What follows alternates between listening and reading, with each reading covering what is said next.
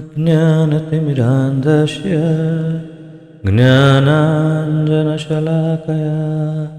चक्षुरुन्मिलितं येन तस्मै श्रीगुरवे नमः। श्रीचैतन्यमनोभीष्टं स्थापितं येन भूतले स्वयं रूपकदा मह्यं ददाति स्वपदान्तिकं। वन्देऽहं श्रीगुरु श्रीयुतपदकमलं श्रीगुरुन् वैष्णवांश्च श्रीरूपं साग्रजातं सहगण रघुनाथान्वितं तं सजीवं साद्वैतं सावधूतं परिजनसहितं कृष्णचैतन्यदेवं श्रीराधाकृष्णपादान् सहगण ललिता श्रीविशाखान्वितांश्च। हे कृष्ण करुणा सिंधो दीनबंधु जगत्पते गोपेश गोपिकाकांत राधाकांत नमोस्तुते। तप्त कांचन गौरांगी राधे वृंदावनेश्वरी वृषभानुसुते देवी प्रणमामि हरिप्रिये। वाञ्छाकल्पतरुभ्यश्च कृपा सिन्धुभ्य एव च पतितानां पावनेभ्यो वैष्णवेभ्यो नमो नमः। अनन्तकोटिवैष्णववृन्द की जय। नारायणं नमस्कृत्य नरं चैव नरोत्तमं देवीं सरस्वतीं व्यासं ततो जयमुदीरयेत्। शृण्वतां स्वकथा कृष्ण पुण्यश्रवणकीर्तनः हृद्यन्तस्तो ह्यभद्राणि विध्नोति सुहृत्सतां। नष्टप्रायेषु भद्रेषु नित्यं भागवत सेवया भगवती उत्तमश्लोके भक्तिर्भवति नैष्ठिकी। ॐ नमो भगवते वासुदेवाय। ॐ नमो भगवते वासुदेवाय। ॐ नमो भगवते वासुदेवाय। नमः विष्णुपादाय कृष्णप्रेष्ठाय भूतले श्रीमते जयपताका स्वामिन् इति नामिने। नमो आचार्यपादाय निताय कृपाप्रदायने गौरकथाधामदाय नगरग्रामतारिणे। नमः विष्णुपादाय कृष्णप्रेष्ठाय भूतले श्रीमते भक्तिवेदांत स्वामिन् इति नामिने। नमस्ते सारस्वते देवे गौरवाणी प्रचारिणे निर्विशेष शून्यवादी पाश्चात्य देशतारिणे। जय श्री कृष्ण चैतन्य प्रभु नित्यानंद श्री अद्वैत गदाधर श्रीवासादि गौर भक्तवृंद। हरे कृष्ण कृष्ण कृष्ण हरे हरे हरे राम राम राम हरे हरे। हरे कृष्ण कृष्ण कृष्ण हरे हरे हरे राम राम राम हरे हरे। हरे कृष्ण कृष्ण कृष्ण हरे हरे हरे राम राम राम हरे हरे।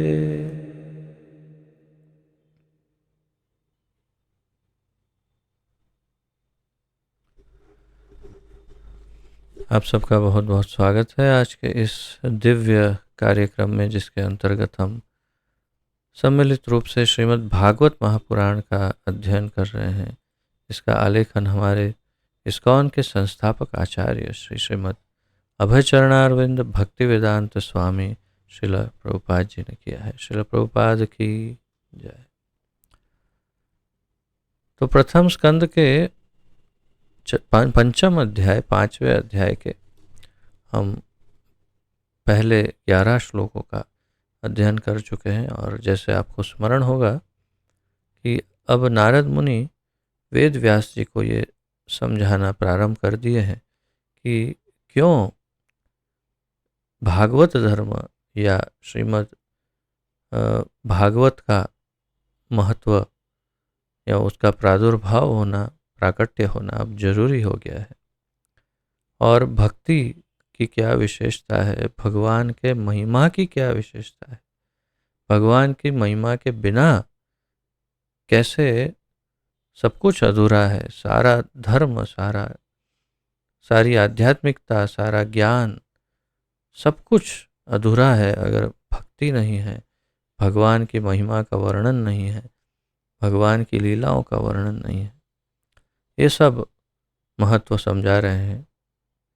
और आज हम देखेंगे कि किस प्रकार वे भागवत के जो व्यासदेव के भी जो गुण हैं उसके बारे में भी चर्चा करेंगे, तथा भागवत के जो महत्वपूर्ण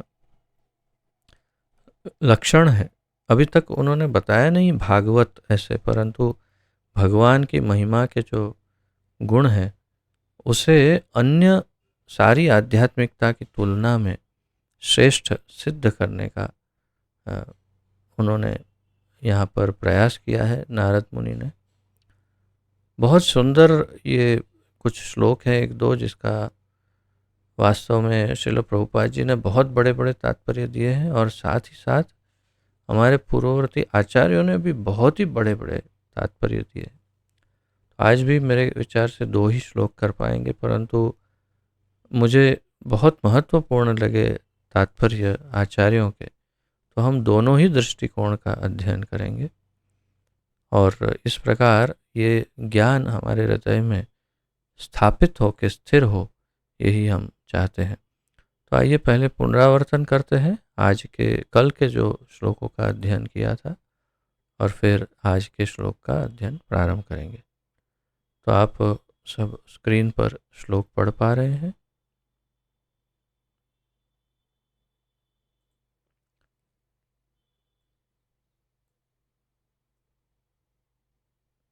तो कल हमने 10वें श्लोक में पढ़ा, जो वाणी संपूर्ण ब्रह्मांड के वायुमंडल को परिशुद्ध करने वाले भगवान की महिमा का वर्णन नहीं करती, उसे साधु पुरुष कौवों के स्थान के समान मानते हैं। अर्थात जो शास्त्र या जो ज्ञान, आध्यात्मिक ज्ञान जिसमें भगवान का महिमा नहीं, वो कौवों के स्थान के समान है। क्योंकि परमहंस पुरुष दिव्य लोक के वासी होते हैं, अतः उन्हें ऐसे स्थान में कोई आनंद नहीं मिलता। तथापि हमने 11वें श्लोक में पढ़ा, तो अत्यंत ये, जैसे मैंने बताया था, बहुत ही महत्वपूर्ण श्लोकों में से एक, तथा अत्यंत प्रचलित, तत्वाग विसर्गो जनताघ विप्लवो यस्मिन् प्रतिश्लोकमबद्धवात्यपि नामान्य अनन्तस्य यशोंकितानि यत् शृण्वन्ति गायन्ति गृह्णन्ति साधवः। शृण्वन्ति गायन्ति गृह्णन्ति साधवः। तो दूसरी ओर जो साहित्य असीम परमेश्वर के नाम, यश, रूपों तथा लीलाओं की दिव्य महिमा के वर्णन से पूर्ण है, अर्थात श्रीमद् भागवत वह कुछ भिन्न ही रचना है, जो इस जगत की गुमराह सभ्यता के अपवित्र जीवन में क्रांति लाने वाले दिव्य शब्दों से ओतप्रोत है।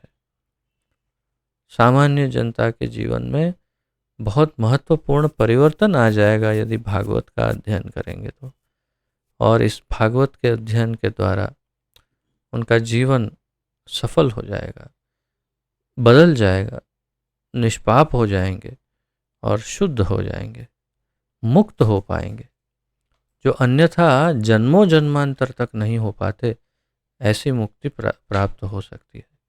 ऐसा दिव्य साहित्य, चाहे वह ठीक से न भी रचा हुआ हो, ऐसे पवित्र मनुष्यों द्वारा सुना, गाया तथा स्वीकार किया जाता है।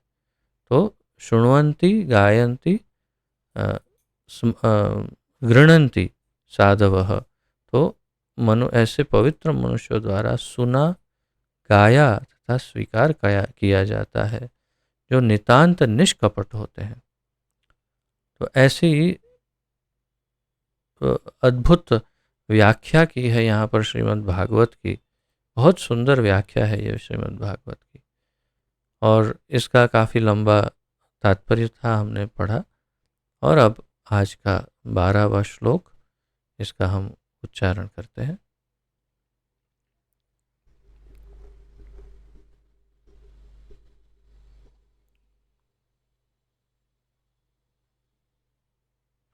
नैष्कर्म्यमप्यच्युतभाववर्जितं न शोभते ज्ञानमलं निरञ्जनं कुतः पुनः शश्वदभद्रमीश्वरे न चार्पितं कर्म यदप्यकारणं नैष्कर्म्यमप्यच्युत भाववर्जितं न शोभते ज्ञानमलं निरञ्जनं कुतः पुनः शश्वदभद्रमीश्वरे न चार्पितं कर्म यदप्यकारणम्।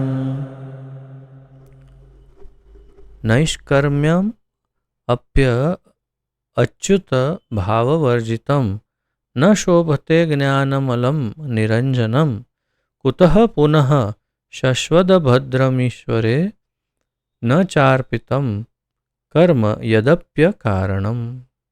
शब्दार्थ। नैष्कर्म्यम आत्म साक्षात्कार या सकाम कर्मों के बंधन से मुक्त होकर। प्रभुपाद जी ने बड़ा विशिष्ट विलक्षण यहाँ अनुवाद किया है नैष्कर्म्य का। अगर हम नैष्कर्म्य शब्द का संधि विग्रह करें तो निहि कर्म ऐसे हो सकता है, यानी जिसमें कर्म नहीं हो, अर्थात कि जिसमें सकाम कर्म नहीं हो, अर्थात जिस कर्म में कोई फल की आशा नहीं हो, ऐसे कर्म को नैष्कर्म्य कह सकते हैं, कहते हैं। तो सकाम कर्मों के बंधन से मुक्त होकर, इसका एक अर्थात क्योंकि ये संस्कृत है, संस्कृत में एक ही शब्द के अनेक अर्थ हो सकते हैं, बिल्कुल विपरीत, अलग, बिल्कुल भिन्न एक दूसरे से ऐसे अर्थ भी हो सकते हैं एक ही शब्द के। वो कहाँ पर कैसे उपयोग में लाया गया है उसके अनुसार उसका अर्थ उत्पन्न होता है।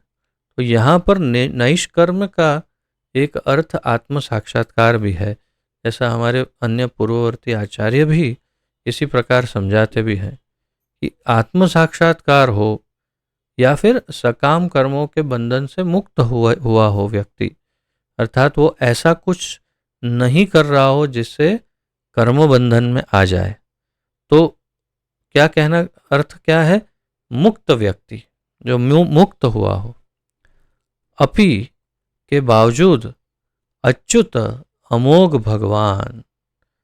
च्युत यानी जो अपने रास्ते से भटक जाए उसे च्युत कहते हैं, और अच्युत यानी कि जो अपने रास्ते से, अपने मार्ग से जो कभी ना भटके, बिल्कुल हमेशा अपने मार्ग पर ही बने रहे, उसे अच्युत कहते हैं। बहुत सुंदर ये नाम है ठाकुर जी का। तो अमोघ भगवान, अमोघ अर्थात जो अपने रास्ते से ना भटके या जिसे हिलाया ना जा सके या जो बिल्कुल अपने निशाने पर लगे, उसे अमोघ कहते। तो अमोघ भगवान अच्युत।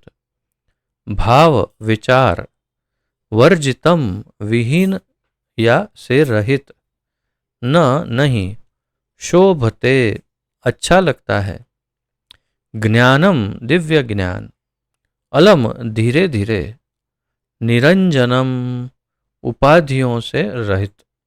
तो ये शब्द महत्वपूर्ण है। निरंजनम, अंजन, अंजन यानी उपाधि, उपाधि यानी टाइटल।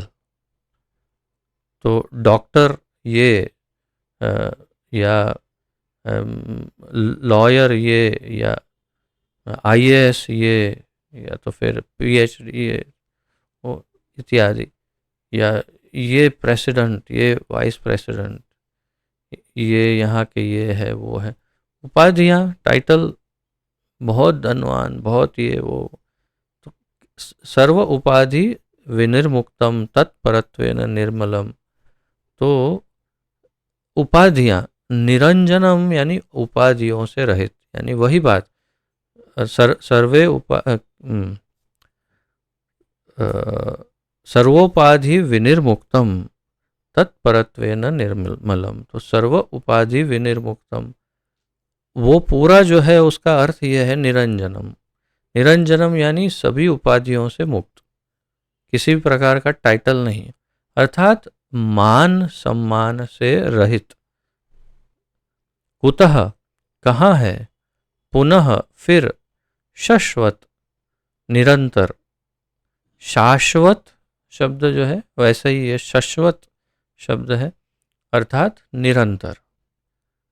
अभद्रम अहितकर या अशुभ, भद्र भद्रम ते ऐसे कई बार उपयोग में लिया जाता है, यानी आपका शुभ हो, कल्याण हो, किसी को कह सकते हैं आप भद्रम ते, अर्थात आपका कल्याण हो, आपका शुभ हो, आपका हित हो। और अभद्रम यानी जिसमें अशुभ हो या अहितकर हो। ईश्वरे ईश्वर के प्रति, न नहीं, च तथा, अर्पितम अर्पित किया हुआ, कर्म कर्म, यत अपि जो है, अकारणम निष्काम। अकारणम यानी निष्काम, निष्काम अर्थात जिसमें कामना ना हो, अकारण अर्थात जिसमें कोई कारण हेतु ना हो कर्म करने के लिए। कर्म करना या तो एक तरह से ऐसे हो सकता है कि क्योंकि मुझे जीवित रहना है तो कर्म करना है, अब कोई हेतु नहीं, तो वो तो बिल्कुल नीरस, सूखा रूखा और व्यर्थ, बेकार निष्काम हुआ या तो अकारण हुआ। परंतु अकारण यानी मेरा एक ही कारण है कि मुझे भगवान को प्रसन्न करना है और कुछ करना ही नहीं है जीवन में। मेरे जीवन का एक ही मात्र हेतु है, जो कुछ भी मैं करता हूँ या जो कुछ मेरे जीवन में है, उसका एक ही हेतु है, भगवान की प्रसन्नता। ये भी निष्काम है, ये भी अकारणम है, कारण नहीं परंतु सबसे मुख्य कारण है। तो इस प्रकार ये शब्दार्थ, और अब तात्पर्य अनुवाद देखते हैं। आत्म साक्षात्कार का ज्ञान समस्त भौतिक आसक्ति से रहित होने पर भी शोभा नहीं देता यदि वह अच्युत ईश्वर के भाव से शून्य हो। आत्म साक्षात्कार का ज्ञान, या फिर जैसे कहा नैष्कर्म्यम, तो सकाम कर्मों से मुक्त हुआ व्यक्ति, यानी आत्म साक्षात्कारी एक प्रकार से कहिए। तो ऐसा कोई आत्मज्ञानी, आत्म साक्षात्कारी जो है, उसका ज्ञान सभी प्रकार की भौतिक आसक्ति से रहित हो, यानी वो बिल्कुल मुक्त पुरुष हो, मुक्त व्यक्ति हो। उस ऐसा होने पर भी वो ऐसा ज्ञान शोभा नहीं देता यदि वह ईश्वर या अच्युत के भाव से शून्य हो। अगर उसमें भगवान की भक्ति समाहित ना हो, भगवान का किसी भी प्रकार से उसमें कोई मिलन मिलाप नहीं हुआ हो उस ज्ञान में, तो वो ज्ञान कैसा है, शोभा नहीं देता, अच्छा नहीं लगता। शोभते न शोभते, जैसे यहाँ लिखा है, न शोभते, अच्छा नहीं लगता, शोभा नहीं देता। अब उसका कैसे उदाहरण करें, मान लेते हैं कि थोड़ा उपयुक्त, जैसे कोई व्यक्ति ऑफिस जाने वाला है, तो ऑफिस जाने के लिए वो पूरी तरह से तैयार हो रहा है। तैयार होने में उसने अच्छी तरह से सब शेविंग करके, सब करके, अच्छे बाल बना करके एकदम तैयार हुआ, शर्ट पहना, उस पर कोट पहना, सूट का जो कोट है वो पहना, टाई लगाई, एकदम सुंदर ढंग से स्प्रे व्रे लगा कर तैयार हुआ, और नीचे उसने चड्डी शॉर्ट पहन लिया, पैंट नहीं, उसका सूट का पैंट नहीं पहना, फिर नीचे बूट पहने हैं, मोजे हैं, पॉलिश किया हुआ, हाथ में ब्रीफकेस लेकर वो जाता है। बोले अरे शोभा नहीं देता है भाई, कैसा दिखता है, क्यों, क्या कमी है, सूट है, अच्छे से तैयार हुआ हूँ, हाथ में ब्रीफ से स्प्रे लगाया, जूते पॉलिश किए, मोजे, नीचे शॉर्ट है तो क्या हो गया, शॉर्ट तो है कुछ उस पर शोभा नहीं देता। क्यों? अधूरा ही लगता है, बहुत बेकार लगता है, ऐसे कोई नहीं जाता ऑफिस। तो ऐसा उदाहरण मैंने क्यों दिया? बिल्कुल उसी तरह से चाहे आत्म साक्षात्कारी, आत्मज्ञानी, संपूर्ण ज्ञानी, ध्यानी कोई भी हो, लेकिन उसमें यदि भगवान का अगर मिलन नहीं हुआ है, मिलाप नहीं हुआ है उसके ज्ञान में, ध्यान में, उसके आत्म साक्षात्कार में, यदि भगवान ही नहीं तो वो शोभा नहीं देता, बेकार लगता है बिल्कुल, जैसे मैंने उदाहरण दिया। तो फिर उन सकाम कर्मों से क्या लाभ है यदि वे भगवान की भक्ति के लिए काम न आ सके और जो स्वभावतः प्रारंभ से ही दुखप्रद तथा क्षणिक होते हैं। तो पहले ऊपर का उदाहरण दिया, फिर नीचे का दिया कि यदि इतना सूटेड बूटेड होकर के भी वो आधा एक पैंट नहीं पहना तो कितना खराब दिखता है। तो यदि वो कुछ भी अर्थात कि अयोग्य या तो घर का कोई वस्त्र पहन के जाएगा तो कैसे लगेगा? तो उसकी तो क्या बात करें जब सूट की बात कर ली है हमने। वैसे ही उदाहरण दे रहे हैं कि सबसे श्रेष्ठ क्या है? आत्म साक्षात्कारी, आत्मज्ञानी ही भगवान के बिना अधूरा लगता है, शोभा नहीं देता। तो फिर जो सकाम कर्म करते हैं, अर्थात जो कर्म ही इसलिए करते हैं कि उन्हें कुछ चाहिए उनका, और तो फिर उन सकाम कर्मों के क्या लाभ है यदि वे भगवान की भक्ति। तो यदि सकाम कर्म भगवान की भक्ति के लिए नहीं किए गए हो तो फिर इन सब का क्या, यानी दूसरी सब बातों की क्या बात करें जब श्रेष्ठ जो है वो भी बेकार है अगर भगवान की बात उसमें नहीं आती है। तो जो स्वभावतः, और ये सकाम कर्म कैसे होते हैं?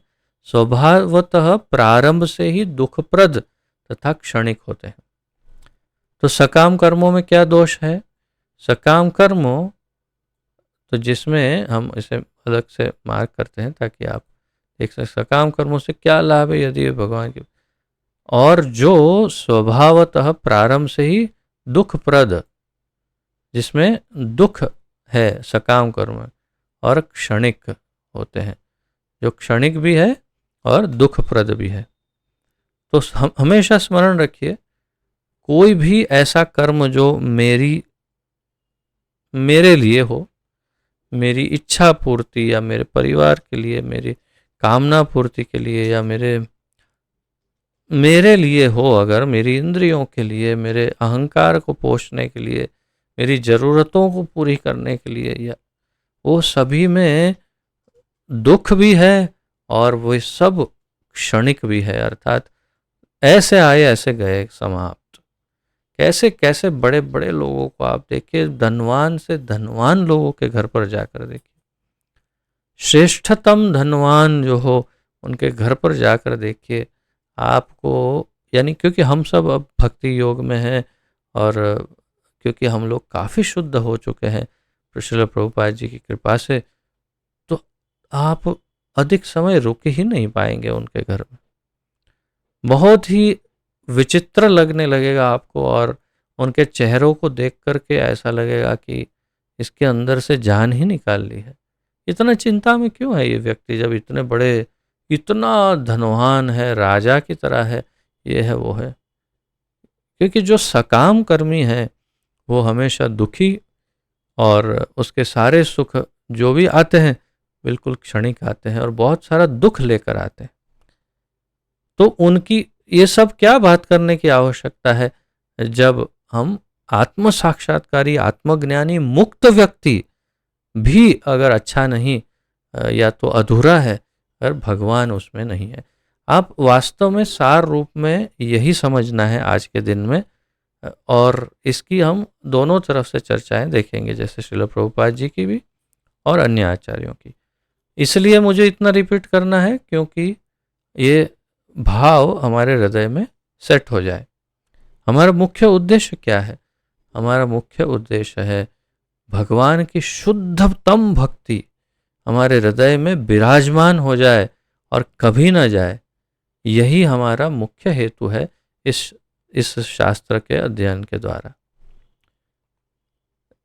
तात्पर्य, श्रील प्रभुपाद जी कहते हैं, जैसा कि ऊपर कहा गया है, न केवल भगवान की दिव्य महिमा से विहीन सामान्य साहित्य भर्त्सना के योग्य है, अपितु भक्तिमय सेवा से विहीन निराकार ब्रह्म विषयक वैदिक साहित्य तथा चिंतन भी भर्त्सना के योग्य है। तो प्रभुपाद जी ने यहाँ पर एक और इसका पहलू, एक अंग इसमें और इसके अंदर शामिल किया और ऐड किया है। और वो कौन सा पहलू है? वो है निराकार ब्रह्म का चिंतन, या जो मायावादी या निराकारवादी निर्विशेषवादी जो है, उनके चिंतन को भी इसमें उन्होंने शामिल कर लिया है। तो जैसा कि ऊपर कहा गया है, न केवल भगवान की दिव्य महिमा से विहीन सामान्य साहित्य भर्त्सना के योग्य है। ऊपर यानी कहाँ? इस श्लोक के पूर्व श्लोकों में, पूर्व 2 श्लोकों में हमने सुना कि किसी भी प्रकार का ऐसा साहित्य जिसमें भगवान का कोई वर्णन नहीं, वो सब बिल्कुल कौवों के तीर्थ स्थान या कौवों के स्थान के समान है, जो भर्त्सना के योग्य है, जो बेकार है। तो ऐसे साहित्य अगर भगवान के बिना बेकार है, और दूसरा अपितु भक्तिमय सेवा से विहीन निराकार ब्रह्म विषयक वैदिक साहित्य तथा चिंतन भी भर्त्सना के योग्य है। तो जो निराकार ब्रह्म का चिंतन करते हैं, या ऐसा वैदिक साहित्य जो जिसमें भगवान नहीं, वो सब भी निंदा के, भर्त्सना यानी एक प्रकार से निंदा, या उसे त्याग कर सकते हैं, उसका कोई महत्व नहीं। यदि उपर्युक्त आधार पर निराकार ब्रह्म के चिंतन की भर्त्सना की जा सकती है, तो उस सामान्य सकाम कर्म के विषय में क्या कहा जाए, जो भक्ति के उद्देश्य की पूर्ति करने वाला है ही नहीं। तो यदि ब्रह्म की उपासना करने वाले निराकार ब्रह्म, या जो ध्यानी है, जो ज्ञानी है, जो आत्म साक्षात्कारी है, जो मुक्त जीवात्मा है, उन सब को यदि बिना भगवान के, यानी और जो वैदिक शास्त्र जिनमें भगवान का वर्णन नहीं, अगर ये सब बेकार है, तो फिर प्रभुपाद जी कह रहे हैं कि सामान्य सकाम कर्म, जिसमें विषय भोग की बात होती है, जिसमें इंद्रिय तृप्ति की बात होती है, जिसमें भक्ति की कोई बात नहीं होती, भगवान की कोई बात नहीं होती, तो उनके विषय में क्या कहा जाए? प्रभुपाद जी कह रहे हैं वो तो बिल्कुल बेकार है। ऐसे तार्किक ज्ञान तथा सकाम कर्म से किसी को सिद्धि प्राप्त नहीं हो सकती। ये सब कुछ महत्वपूर्ण पॉइंट्स हैं, आप सब इन सब को मार्क कर सकते हैं। तो ऐसे तार्किक ज्ञान, तार्किक तर्क वितर्क लॉजिक, या तो आर्ग्यूमेंट, वाद प्रतिवाद, इस प्रकार ऐसे तार्किक ज्ञान तथा सकाम कर्म, अर्थात मन घड़ंत ज्ञान, इसका अर्थ है मनोधर्म, ऐसा ज्ञान। तो ऐसे तार्किक ज्ञान तथा सकाम कर्म से किसी को सिद्धि प्राप्त नहीं हो सकती। न स सिद्धिम अवाप्नोति न सुखम न पराम गतिम। भगवद गीता में भगवान कहते हैं कि जो यह शास्त्र विधिम उत्सृज्य वर्तते कामकारतः न स सिद्धिम अवाप्नोति न सुखम न पराम गतिम। तो जो शास्त्र विधि अर्थात वास्तव में भक्ति योग, उसकी विधि को छोड़ करके अपने मन से ही कोई नई विधि, तर्क वितर्क का ज्ञान ऐसा सब उत्पन्न करते हैं, तो उसमें क्या होता है? न स सुखम न पराम गतिम, न शांति मिलती, न सुख, न परम गति, न मुक्ति, न कुछ नहीं मिलता है उसमें। न स सिद्धिम अवाप्नोति न सुखम न पराम गतिम, कुछ नहीं मिलता है उसमें। तो ऐसे तार्किक ज्ञान तथा सकाम कर्म से किसी को सिद्धि प्राप्त नहीं हो सकती। सकाम कर्म जिसमें लगभग सारे लोग लगे रहते हैं, या तो प्रारंभ में ही या फिर अंत में सदैव कष्टकारक होते हैं। ये सब ऐसे आप समझ चुके हैं, फिर भी मैं रिपीट कर रहा हूँ और रिपीट करूंगा, और जितना यानी जितना इसमें लिखा है, और हम मार्क करते जाएंगे। क्यों? ताकि यदि हमारे हृदयों में कहीं भी किसी भी कोने में कोई कामनाएं बची हो, नाम की, प्रतिष्ठा की, धन की, भोग की, भोग विलास की, या किसी भी प्रकार की कामना हो, मुक्ति की भी यदि कामना हो, और उसके लिए यदि हम प्रयत्न कर रहे हैं, तो हमारे हमारे ये जो भक्ति योग में हम चलने का प्रयास कर रहे हैं, वो सब व्यर्थ हो सकता है।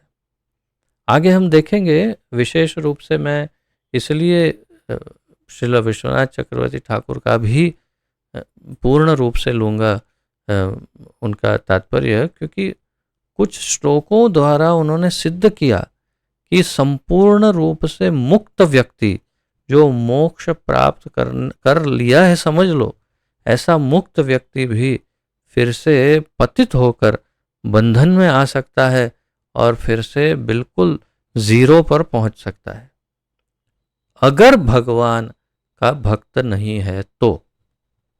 अगर वो भगवान का भक्त नहीं है तो, और इससे विपरीत यदि भगवान का भक्त पतित भी हो जाए, तो भी फिर से वो उठ खड़ा होगा और वापस अपने गंतव्य पर पहुंचने लग जाएगा।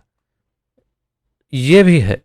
तो तात्पर्य यह है कि भगवान की भक्ति के बिना भगवान के जो कुछ भी है आध्यात्म में, भौतिक की क्या बात करें, आध्यात्म में जो कुछ भी है जिसमें भगवान नहीं, वो सब कुछ व्यर्थ हो सकता है, बेकार हो सकता है। यह तभी लाभप्रद हो सकता है जब इसे भगवत भक्ति के अधीन किया जाए। ये तभी लाभ देगा अगर इसमें भगवत भक्ति हो। भगवत गीता में भी इसकी पुष्टि की गई है कि ऐसे सकाम कर्म के फल को भगवान की सेवा में अर्पित कर देना चाहिए, अन्यथा वह भौतिक बंधन का कारण होते हैं। भगवत गीता में भी यत् करोषि यद् अश्नासि यद् जोषसि ददासि यत् तपस्यसि कौन्तेय तत्कुरुष्व मदर्पणम। तुम जो भी करते हो सब मुझे अर्पण करो, भगवान को सब अर्पण कर देना चाहिए, अन्यथा ये भौतिक बंधन का कारण हो सकते हैं। ऐसा भगवत गीता का मैंने जो श्लोक कहा वो ये नहीं है, परंतु मैं उदाहरण के लिए बता रहा हूँ। भगवान स्वयं भी कहते हैं सब मुझे अर्पण करो, नहीं तो बंधन में आ जाओगे, तुम मुक्त नहीं हो पाओगे, अन्यथा भौतिक बंधन का कारण बन जाएंगे। क्या? अगर हम केवल सकाम कर्म कर रहे हैं, वो भी भगवान के लिए नहीं, अपने लिए, तो हम बंधन में आ जाएंगे। सकाम कर्म के प्रामाणिक भोक्ता भगवान है, भोक्तारम यज्ञ तपसाम इत्यादि। तो वास्तविक भोक्ता तो भगवान ही है। और जब इस जीव की इंद्रिय तृप्ति में लगाया जाता है, तो यह घोर कष्ट का कारण बन जाता है। सकाम कर्म के प्रामाणिक भोक्ता भगवान है, और जब इसे यानी इस सकाम कर्म को जीव की इंद्रिय तृप्ति में लगा दिया जाता है, तो यह घोर कष्ट का कारण बनता है। और इससे विपरीत अगर इसे भगवान की भक्ति में लगा दिया जाता है सकाम कर्म, तो ये क्या बन जाता है? ये मुक्ति का कारण बन जाता है। तो यही सकाम कर्म उपयोगी भी हो सकता है, ऐसा नहीं कि बिल्कुल व्यर्थ है। यदि सकाम कर्म यानी कुछ कामना है, मुझे ये चाहिए, अच्छा ठीक है चाहिए, क्यों चाहिए? ताकि मैं उसका उपयोग भगवान की सेवा में कर सकूं, तो ये निष्काम हो गया। ये सकाम कर्म था लेकिन निष्काम हो गया। क्यों? क्योंकि भगवान की भक्ति में लग गया। इसलिए इसमें कोई कर्म बंधन नहीं, ये मुक्त हो गया। इच्छा से क्रिया हुआ, या फिर आप बाद में अर्पण कर दो, भले ही वो श्रेष्ठ नहीं है ऐसा करना, परंतु फिर भी अगर कुछ ले लिया, कुछ मिल गया, कुछ प्राप्त कर लिया, तो उसे भगवान की सेवा में लगा दो, तब भी मुक्त हो सकते हैं। यही यही तो भगवान कहते हैं, यत करोषि यदश्नासि इत्यादि तत्कुरुष्व मद अर्पणम, वो सब मुझे अर्पण कर दो तो भी मुक्त हो जाओगे।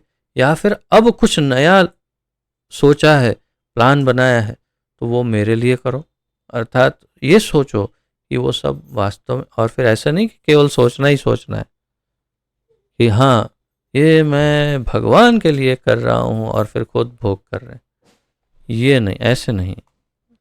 वास्तव में भगवान के लिए प्रेम से किया जाए। जैसे कि आप, मैं कई बार ये बता चुका हूँ, इसकी शुरुआत सबसे श्रेष्ठ आपके आपकी भोगशाला, या कहिए पाकशाला, या कहिए रसोई घर, किचन मत कहिए, उसमें सबसे पहली शुरुआत हो सकती है। क्यों? क्योंकि वहाँ पर आप कुछ भी पका रहे हैं तो सबसे पहले तो ये सोचकर पकाएंगे कि क्या बात है, आज तो ये खाना है भाई, इसलिए आज मस्त ये पकाएंगे, और फिर हाँ, फिर भगवान को भोग लगा देंगे।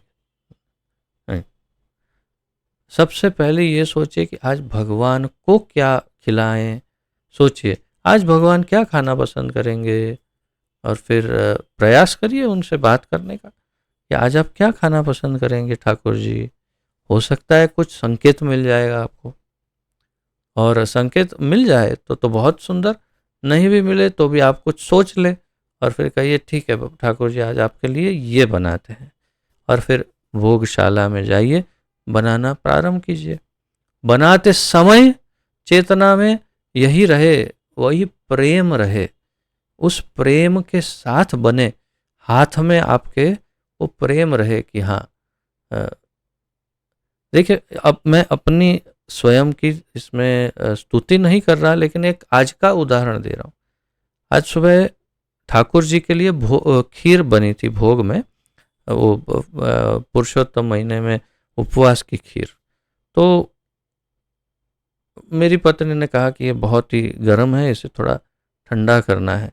तो क्या आप बैठे बैठे, मैं यहाँ सिस्टम पर बैठा था, और कहा कि क्या आप यहाँ बैठे बैठे उसे हिलाते रहेंगे? ठीक है।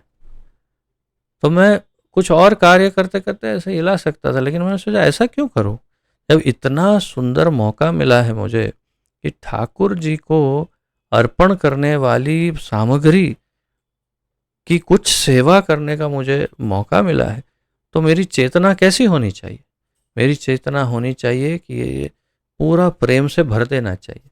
और इसलिए मैंने अपनी संपूर्ण चित्त को एकाग्र करके बिल्कुल ध्यानपूर्वक हाथ में उसका वो जो चम्मच या जो था उसको ले करके बहुत ही प्रेम पूर्वक उसको धीरे धीरे धीरे मैं ठंडा करने के लिए घुमाता रहा, और ये सोचता रहा कि ठाकुर जी को कितना पसंद आएगा, कितना अच्छा लगेगा, राधा रानी उनसे प्रेम प्रेम से उन्हें खिलाएगी, कितना सुंदर। ये भाव प्रकट करते करते करते करते मैं हिलाता रहा।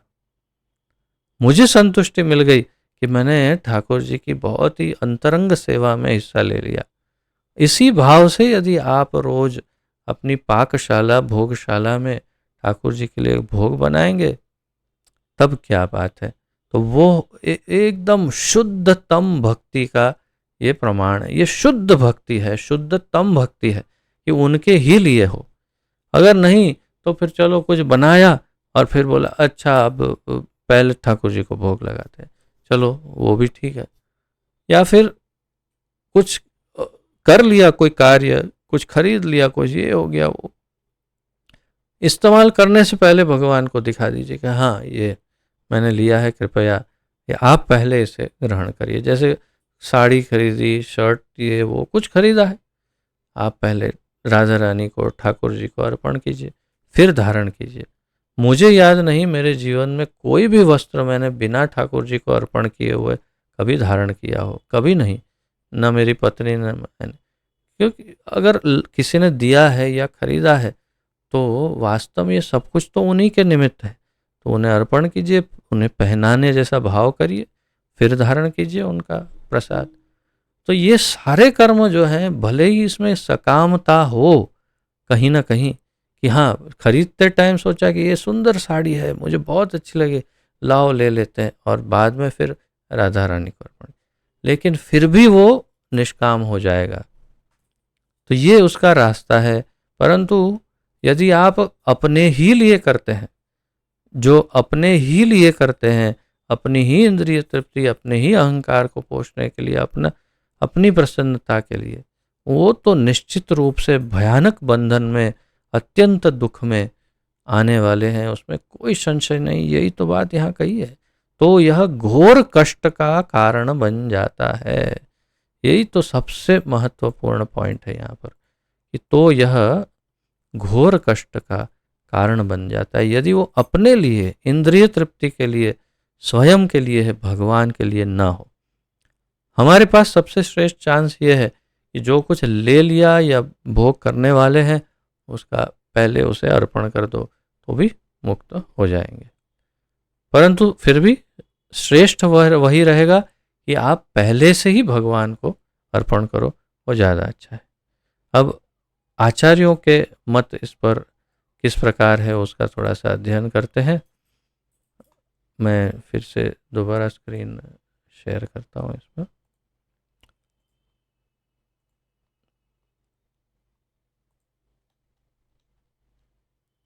तो श्रील विश्वनाथ चक्रवर्ती ठाकुर इस श्लोक के अनुसंधान में क्या कहते हैं? यदि भक्ति नहीं तो कार्य व्यर्थ है। सीधा एक स्टेटमेंट में सब आ गया, सब आ गया। यदि भक्ति नहीं तो सारे कार्य व्यर्थ है। बिना भक्ति के कोई भी कार्य सफल नहीं। वेदों के शब्दों से प्राप्त होने वाली अनुभूति भक्ति के बिना व्यर्थ है। वेदों से कुछ भी सीखा है, अगर उसमें भक्ति नहीं, व्यर्थ है। केवल शास्त्रीय ज्ञान की तो बात ही क्या करें फिर, यदि केवल ज्ञान ही ज्ञान की क्या बात करें, और निष्काम कर्म की तो बात ही क्या करें श्री विश्वनाथ चक्रवर्ती ठाकुर। तो ये सब जो निष्काम कर्म या शास्त्रों का ज्ञान या फिर वेदों के ऐसे ज्ञान जिसमें भक्ति नहीं, ये सब कुछ व्यर्थ है यदि इसमें भगवान या भक्ति नहीं। और तो और भक्ति के बिना सकाम कर्म बेकार है, ये उनका स्टेटमेंट है।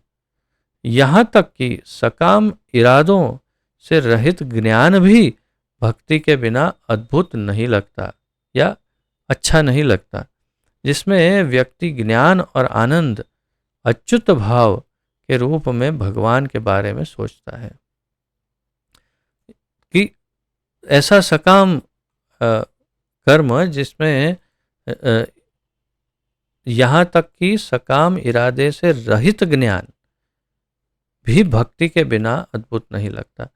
तो ज्ञान मार्ग हो, शुद्धतम ज्ञान जिसमें सकाम की कर्म नहीं है, बिल्कुल शुद्ध ज्ञान है, वो भी यदि भक्ति के बिना है तो भी बेकार है। यानी कुछ भी बिना भक्ति के सब बेकार ही है, अच्छा नहीं है। भले ही भक्ति ज्ञान में मौजूद हो और कोई सोचता ही हो कि भगवान और भक्ति माया के साथ मिश्रित है, तो इससे मुक्ति नहीं मिलती। तो यदि इतना ही नहीं, अगर कोई भक्ति के साथ, भक्ति भी है थोड़ी बहुत, तो भक्तिमय ज्ञान है अगर, और फिर कोई सोचता हो कि भक्ति माया के साथ मिश्रित है, वो भक्ति है उसके ज्ञान में, लेकिन वो मिक्स कर देता है कि यार भक्ति तो ऐसे माया ही है ना एक प्रकार से, तो भी वो मुक्त नहीं होगा, अर्थात वो भी फिर बेकार हो जाएगा। यानी वो भक्ति बेकार हो जाएगी यदि ऐसा सोचेंगे। फिर कहते हैं अज्ञान निरंजनम से रहित होते हुए भी यदि अपि व्यक्ति को ज्ञान का एहसास हो गया है, उस ज्ञान अलम का क्या उपयोग है? तो ये सब हम जो चर्चा कर वही बात है। फिर अवास्तविक शास्त्र ज्ञान की तो बात ही क्या, किसी को यह नहीं कहना चाहिए कि अज्ञान को नष्ट करके ही मुक्ति मिल सकती है।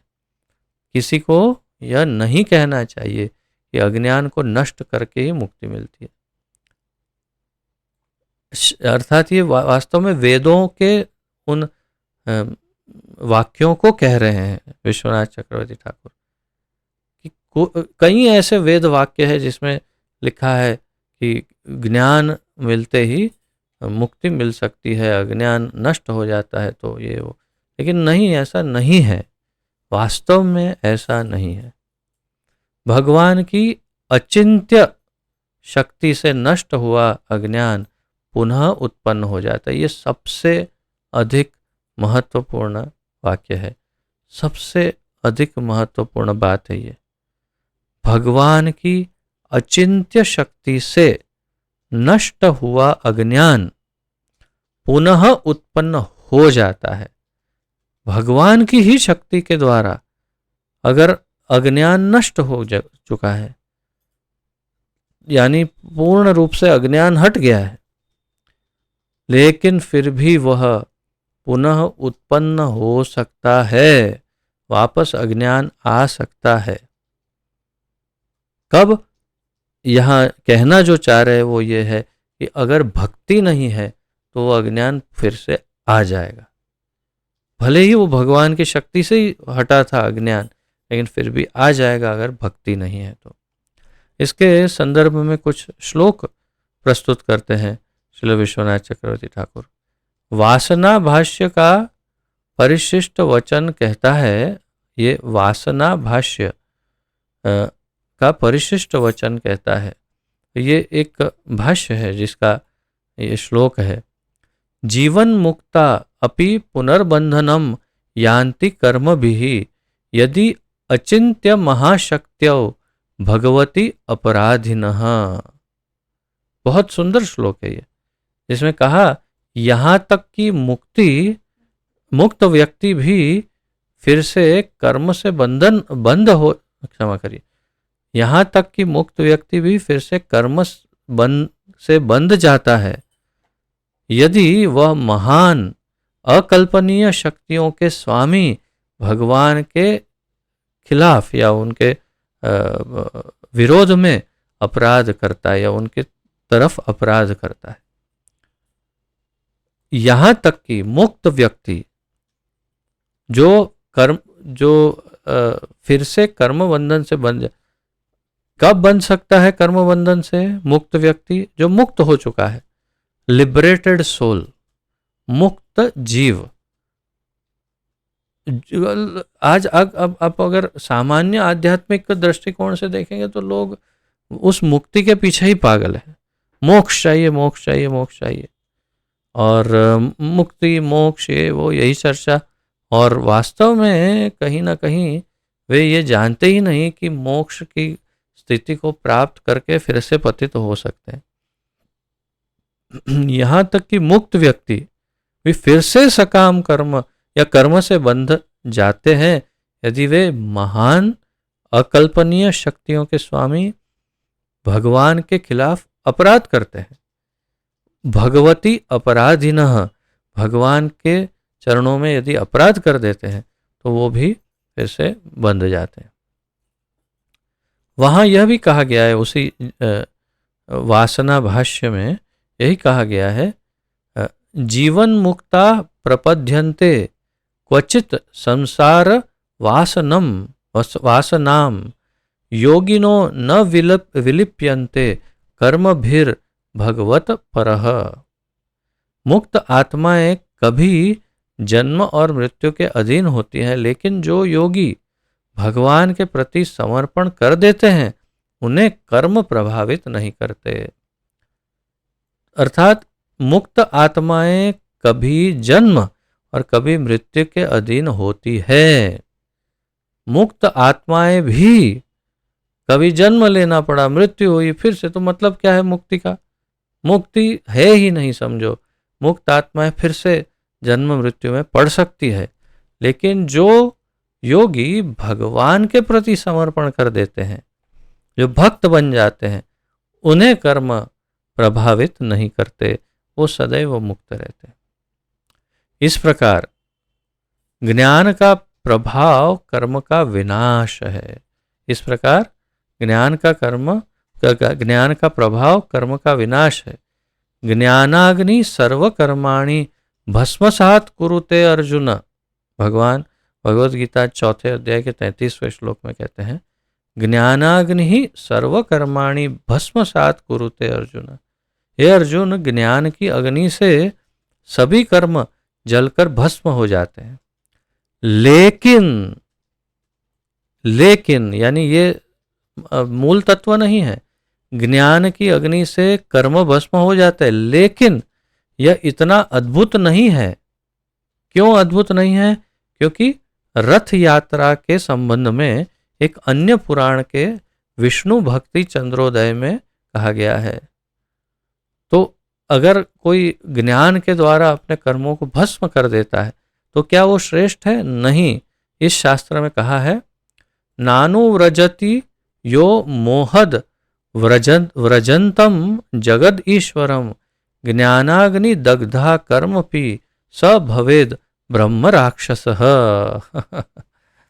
कितना भयानक है। जो व्यक्ति भगवान के रथ के पीछे पीछे नहीं चलता, रथ यात्रा में कोई मुक्त व्यक्ति, जो मुक्त व्यक्ति, आत्मज्ञानी मुक्त व्यक्ति, जो लिबरेटेड सोल अगर खड़ा है और उसके सामने से रथ यात्रा निकलती है, वो यदि भगवान के रथ के पीछे पीछे नहीं चलता, वह ब्रह्म राक्षस बन जाता है। व्योमासुर ब्रह्म राक्षस था भगवान की लीला। ब्रह्म राक्षस बन जाता है, भले ही उसने ज्ञान की अग्नि से सभी कर्मों को नष्ट कर दिया हो। भले ही उसने ज्ञान की अग्नि से, अर्थात जैसे 4.33 में कहा भगवान ने, ज्ञानाग्नि सर्वकर्माणि भस्म हो गया हो उसका कर्म, लेकिन फिर वो ब्रह्म राक्षस बन जाएगा अगर भगवान के प्रति समर्पण नहीं करता है और उनके पीछे पीछे रथ यात्रा में जाता नहीं। तो बाद में यह भी कहा जाएगा, अर्थात 10वें स्कंद के 2 अध्याय के 32वें श्लोक में कहा जाएगा, आरोह्य कृच्छेन परम पदम पतंति अध ततः पतंति अधो नांद्रयत युष्मत आंग्रयः। ये आप पढ़ सकते हैं 10.2.32। यहाँ पर क्या है, अनुवाद में थोड़ा सा हिंदी में गड़बड़ हुई है, इसलिए तो श्लोक ठीक से नहीं है। बड़ी कठिनाई से मुक्ति की ऊंचाई तक पहुंचने के बाद वे फिर से नीचे गिर जाते हैं, क्योंकि वे भगवान के चरण कमलों की पूजा नहीं करते। बहुत ही महत्वपूर्ण श्लोक है ये। प्रभुपाद जी ने तो कई 100 बार इस श्लोक का उच्चारण अपने वक्तव्यों में, लेक्चरों में किया होगा। बहुत ही प्रिय श्लोकों में से एक था उनका, आरुह्य कृच्छेन परम पदम ततः पतंति अध।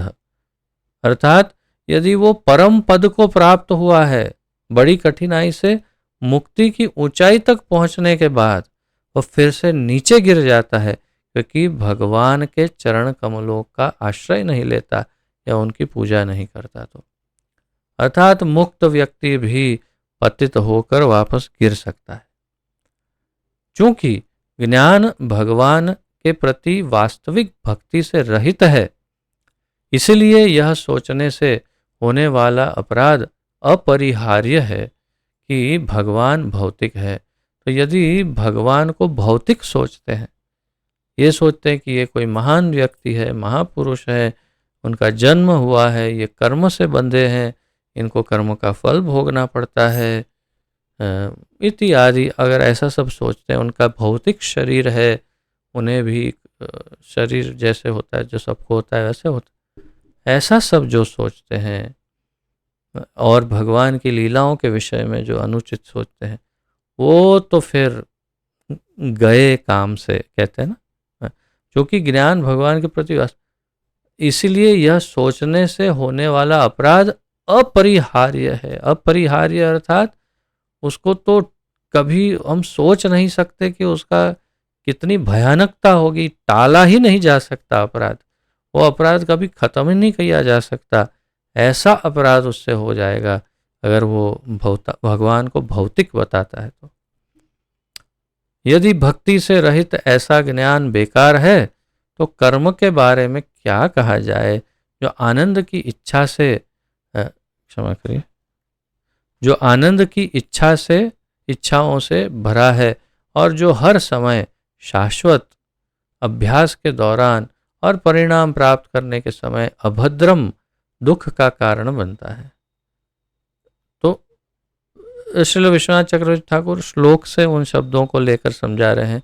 शाश्वत अभद्रम अर्थात अगर सामान्य सब सकाम कर्मों की बात करें तो दुख ही दुख है उसमें, और भले ही कर्म भोग अकारणम के लक्ष्य के बिना हो, क्योंकि यह भगवान को अर्पित नहीं किया गया है, यह सफल नहीं है। और चाहे कितना भी जो कुछ भी करो भगवान को अर्पण नहीं करते, अगर भक्ति नहीं है तो सब कुछ व्यर्थ है, बेकार है। श्रील जीव गोस्वामी केवल एक वाक्य में समझा देते हैं, एक ही वाक्य लिखते हैं।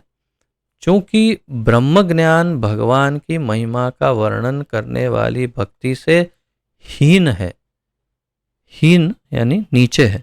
ब्रह्म ज्ञान जो है वो परम नहीं है, ब्रह्म ज्ञान से ऊपर है भक्ति।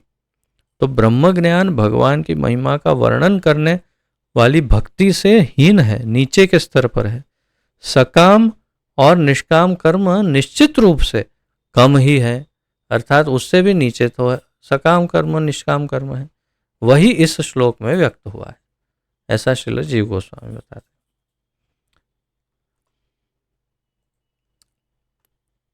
तो ये बहुत सुंदर महत्व हमें समझ में आया आज कि भक्ति के बिना सब कुछ व्यर्थ ही व्यर्थ है, बिल्कुल व्यर्थ है, अनुपयोगी है। चाहे वो मुक्ति ही क्यों ना हो, मोक्ष हो, ज्ञान हो, ध्यान हो, कर्म हो, सकाम कर्म हो, निष्काम कर्म हो, जो कुछ भी बिना भक्ति या भगवान के है, सब कुछ व्यर्थ होकर हमें पुनः बंधन में डाल सकता है निश्चित रूप से। तो सामान्य बुद्धि की बात है कि भगवान ही परम है, उनकी भक्ति ही परम है, सीधी बात है। भक्ति योग सर्वश्रेष्ठ है। 13वें श्लोक का अध्ययन करते हैं।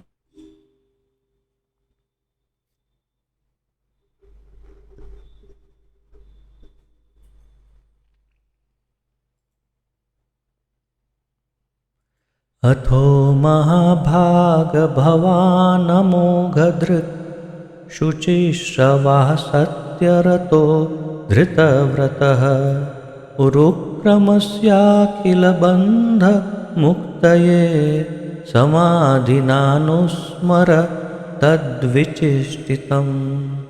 अथो महाभाग भवानमोघधृत् शुचिश्रवाः सत्यरतो धृतव्रतः उरुक्रमस्याखिलबन्धमुक्तये समाधिनानुस्मर तद्विचेष्टितम्।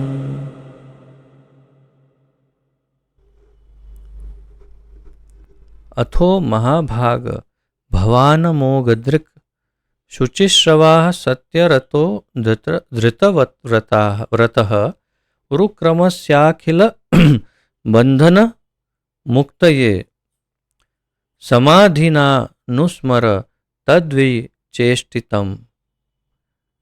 शब्दार्थ। अथो अतः महाभाग परम भाग्यशाली। अब श्री नारद मुनि श्रील वेद व्यास जी की स्तुति भी कर रहे हैं। स्तुति क्यों कर रहे हैं? उनके गुण बता रहे हैं। वेद व्यास जी के गुण, शिष्य के गुण गुरु बता रहे हैं। ये नोट करिए, शिष्य के गुण गुरु बता रहे हैं और उनका गुणगान कर रहे हैं। हम अपनी बुद्धि से ऐसा अनुमान लगा सकते हैं कि इसके दो कारण हैं। पहला कारण यह है कि एक शिष्टाचार है, जैसे अब गुरु का स्तुतिगान होता है, ऐसे शिष्य का भी अगर आवश्यकता हो तो स्तुतिगान करना चाहिए, अगर आवश्यकता लगे तो। जब ऐसा लगे कि हाँ ये स्तुतिगान उन्हें उन्हें मोटिवेट करेगा, उन्हें उनका उत्साहवर्धन करेगा और ये कार्य आगे बढ़ाएंगे, तो उनका स्तुतिगान करना चाहिए। और दूसरा दृष्टिकोण ये भी है कि क्योंकि व्यासदेव स्वयं भगवान के अंशावतार है, तो इसलिए भी नारद मुनि उनका स्तुतिगान कर रहे हैं और कह रहे हैं भगवान आप।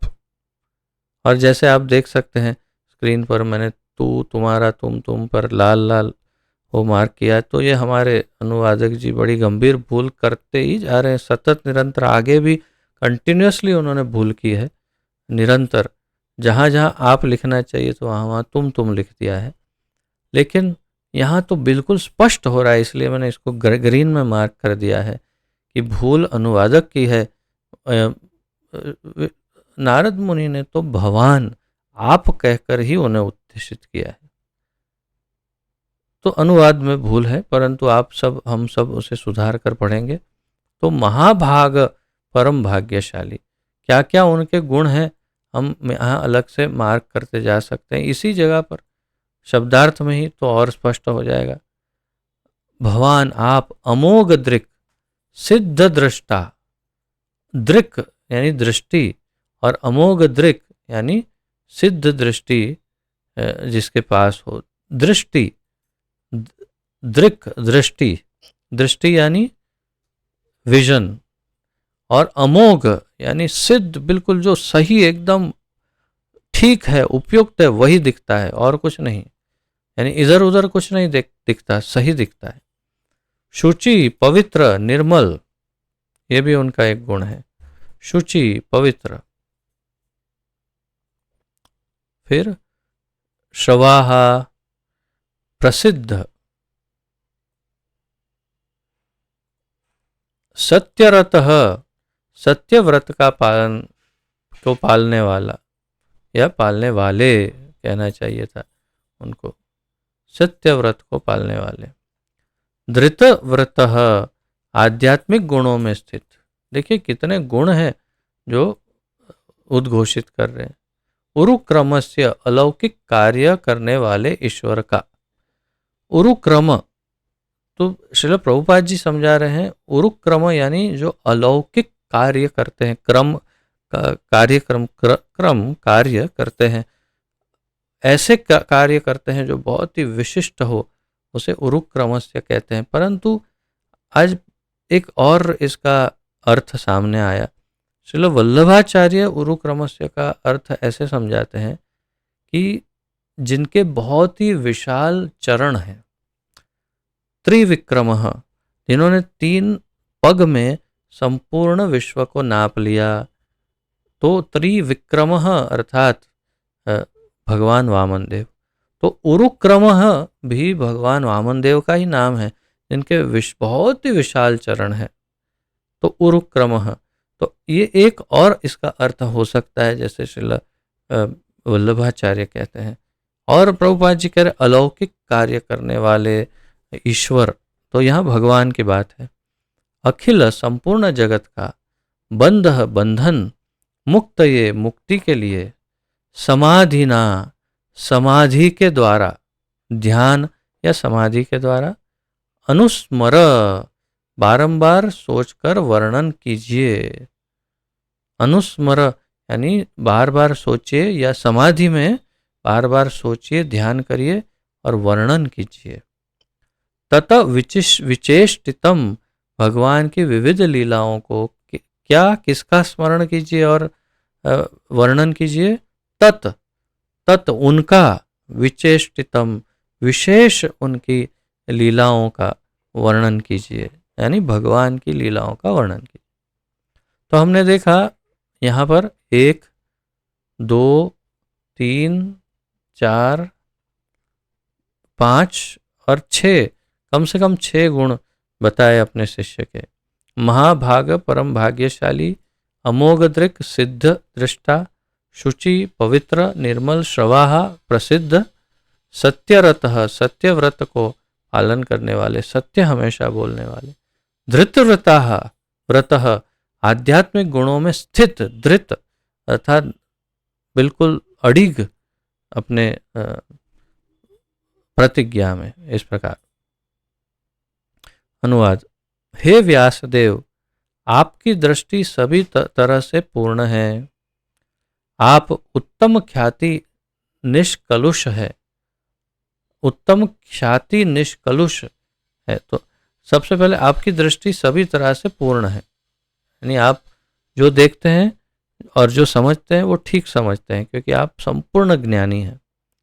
और आपकी उत्तम ख्याति निष्कलुष है, अर्थात आपका जो आपकी प्रसिद्धि है वो उसमें कोई दाग नहीं है, निष्कलुषित है। आप अपने व्रत में दृढ़ हैं और सत्य में स्थित हैं। आप अपने व्रत में दृढ़ भी है और सत्य में स्थित भी है, तो दोनों और ये गुण। अतः आप समस्त लोगों को भौतिक बंधन से मुक्ति दिलाने के लिए भगवान की लीलाओं के विषय में समाधि के द्वारा चिंतन कर सकते हैं। तो उन्हें फिर सुझाव देते हैं, इसलिए आप समस्त लोगों की भौतिक बंधन से मुक्ति दिलाने के लिए, क्या कारण से? समस्त लोगों को भौतिक बंधन से मुक्ति दिलाने के लिए हेतु क्या है, क्या करना है? भगवान की लीलाओं के विषय में। तो भगवान की लीलाओं के विषय में कैसे करना है? समाधि के द्वारा चिंतन कर सकते हैं, समाधि के द्वारा चिंतन कर सकते हैं। अर्थात आप समाधि में बैठिए ध्यान में, और आप ध्यान में बैठेंगे जैसे हमारे आचार्य गण बताते हैं, मैं उसका संक्षिप्त वर्णन ही कर रहा हूँ। आचार्य गण बताते हैं कि उन्हें परामर्श दिया गया कि आप ऐसा करिए, समाधि में बैठ जाइए और ध्यान में बैठिए और आपको प्रेरणा मिलेगी। ठाकुर जी स्वयं प्रेरणा देंगे आपको कि आपको उनकी लीलाओं को का दर्शन करवाएंगे। आपको ध्यान में ठाकुर जी की संपूर्ण लीलाओं का दर्शन होगा, और जो जो आप देखते हैं वो लिखते जाइए, यानी लाइव टेलीकास्ट देखिए और लिखिए, देखिए लिखिए। ऐसा एक प्रकार से आशीर्वाद भी दे रहे हैं नारद मुनियों ने कि आप समाधि के द्वारा चिंतन कर सकते हैं और भगवान की लीलाओं के विषय में, तथा और फिर समस्त लोगों की मुक्ति के लिए उन्हें आप लिखिए, ऐसी प्रेरणा दे रहे हैं। तो ये बड़ा महत्वपूर्ण है सब तात्पर्य, बहुत ही विशाल तात्पर्य है। हम आज हमारा पूरा समय उसमें जाएगा, और फिर थोड़ा सा मैं आचार्यों से भी बताऊंगा। जन सामान्य की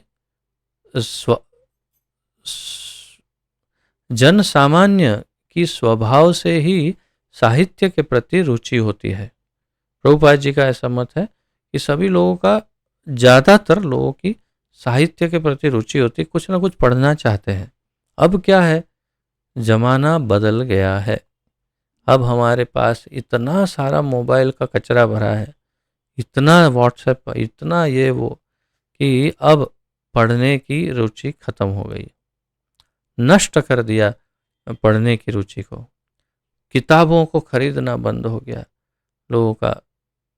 सब किताबें अभी धीरे धीरे धीरे धीरे धीरे धूल खा रही है, कहते हैं जैसे हिंदी में। तो तात्पर्य क्या है, अब पूरा इस समय पिछले 10 वर्षों में ज़माना पूरा ही बदल गया है। परंतु उससे पूर्व जब ऐसे उपकरण नहीं थे, जो over smart phone, sorry smart नहीं, अच्छा ओवर स्मार्ट, तो ओवर स्मार्ट या स्मार्टफोन नहीं थे, तब ये था कि सभी लोगों को पढ़ने में बहुत इंटरेस्ट था, क्योंकि समय कैसे निकाले, थोड़ा फ्री समय मिला तो कुछ ना कुछ पढ़ते, या तो न्यूज़पेपर पढ़ते, या तो मैगज़ीन पढ़ते हैं, कुछ ना कुछ, या पत्रिकाएं पढ़ते, कुछ ना कुछ जो हाथ में आया पढ़ते। तो उनको शास्त्र दे दो तो भी पढ़ लेते हैं। तो वे अज्ञानता के विषय के बारे में किसी अधिकारी से सुनना तथा पढ़ना चाहते हैं, लेकिन उनकी रुचि ऐसे दुर्भाग्यपूर्ण साहित्य से बिगड़ जाती है जो उन इंद्रियों की तृप्ति कराने वाले विषयों से भरा होता है। उस समय प्रभुपाद जी के इस आलेखन के समय 60-70 वर्ष पूर्व निश्चय ही ऐसा ही था कि लोग पढ़ना भी चाहते हैं, लोगों से सुन के सीखना भी चाहते हैं, लेकिन ऐसी ऐसी चीज़ें उनके सामने आ जाती है कि उनकी चेतना बिगड़ जाती है। पढ़ते हैं लेकिन बेकार चीज़ें पढ़ते हैं। ऐसे साहित्य में अनेक प्रकार की लौकिक कविताएं तथा दार्शनिक कल्पनाएं दी रहती हैं, जो न्यूनाधिक कम या ज़्यादा रूप से माया से प्रभावित रहती है और जिनका समापन इंद्रिय तृप्ति में होता है। तो ऐसे साहित्य जो है वे अतिशय एक तो इसमें लौकिक कविताएं होती है, सब लौकिक बातें, फिर इसमें दार्शनिक कल्पनाएं दी रहती है, अर्थात आध्यात्मिक दृष्टिकोण, लेकिन सब मनोकल्पित, मनोधर्म, अर्थात वास्तविक कुछ नहीं शास्त्र में दिया है, अपने मन से लिखा हुआ सब, जो कम या ज्यादा रूप से माया से प्रभावित होता है, जिनका समापन इंद्रिय तृप्ति में होता है। तो अंततोगत्वा किस दिशा में ले जाते हैं ये सब साहित्य? इंद्रिय भोग की तरफ। ऐसा साहित्य यदि अभी सही अर्थ में व्यर्थ होता है, लेकिन अल्पज्ञ लोगों के ध्यान को आकृष्ट करने के लिए खूब सजाया हुआ रहता है। सबसे पहले तो ऐसे साहित्य को आकर्षक बनाने के लिए बहुत कुछ किया जाता है।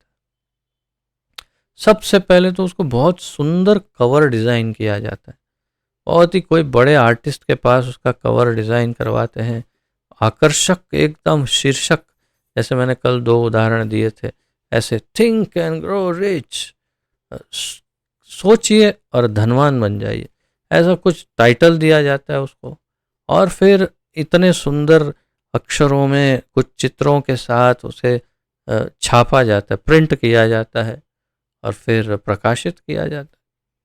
तो ऐसे ही आकर्षित हो जाते हैं लोग, उठाते हैं और अंदर कचरा ही भरा रहता है, लेकिन पढ़ते हैं क्योंकि आकर्षित हो गए। तो इस तरह से किसी न किसी तरह से उन्हें आकर्षित कर दिया जाता है। इस प्रकार आसक्त जीव बहुबंधन में अधिकाधिक फंसते जाते हैं और हजारों पीढ़ियों तक उनके मोक्ष की कोई आशा नहीं रहती। कितना दुर्भाग्यशाली है ये, कितना दुर्भाग्यशाली है। इस प्रकार आसक्ति बहुबंधन में अधिकाधिक फंसते जाते हैं ऐसी आसक्ति से, और हजारों पीढ़ियों तक मोक्ष की कोई आशा नहीं रहती। इससे विपरीत वैष्णवों में श्रेष्ठतम श्री नारद ऋषि ऐसे व्यर्थ साहित्य के अभागे शिकारों के प्रति करुणा से अभिभूत होकर श्री व्यासदेव को ऐसा दिव्य साहित्य रचने के लिए उपदेश देते हैं, जो न केवल आकर्षक हो अपितु सभी प्रकार के बंधनों से मोक्ष प्रदान करने वाला भी हो। करुणा, एक वैष्णव की करुणा का यहाँ पर प्रदर्शन, वैष्णव की करुणा है, और उन्होंने स्पष्ट रूप से कहा व्यासदेव को कि जन सामान्य के हित के लिए तो हम जैसे पतित आत्माओं पर करुणा करके, दया करके, ऐसे वैष्णव ठाकुर श्रील नारद मुनि ने व्यासदेव को कहा कि आप ऐसे साहित्य की रचना कीजिए कि जिसमें भगवान का वर्णन हो, भक्ति का वर्णन हो, और जिसे पढ़ने से सभी प्रकार के बंधनों से मोक्ष की प्राप्ति हो सके। ये उनकी करुणा है। श्रील व्यासदेव या उनके प्रतिनिधि सुपात्र हैं, क्योंकि वे वस्तुओं को सही परिप्रेक्ष्य में देखने में भली भांति प्रशिक्षित हैं। श्रील व्यासदेव तथा उनके प्रतिनिधि अपने आध्यात्मिक प्रकाश के कारण शुद्ध विचार वाले हैं, अपनी भक्ति के कारण दृढ़व्रती हैं, और भौतिक कार्यकलापों में सड़ रही पतित आत्माओं का उद्धार करने के लिए कटिबद्ध हैं। ये किसका वर्णन है? श्रील व्यासदेव और उनके प्रतिनिधि। प्रतिनिधि कौन है?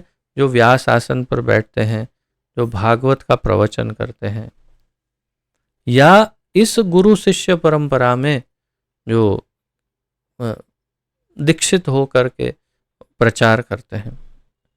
तो व्यासदेव के प्रतिनिधि सुपात्र हैं, क्योंकि वो सही परिप्रेक्ष्य में देखने में प्रशिक्षित है।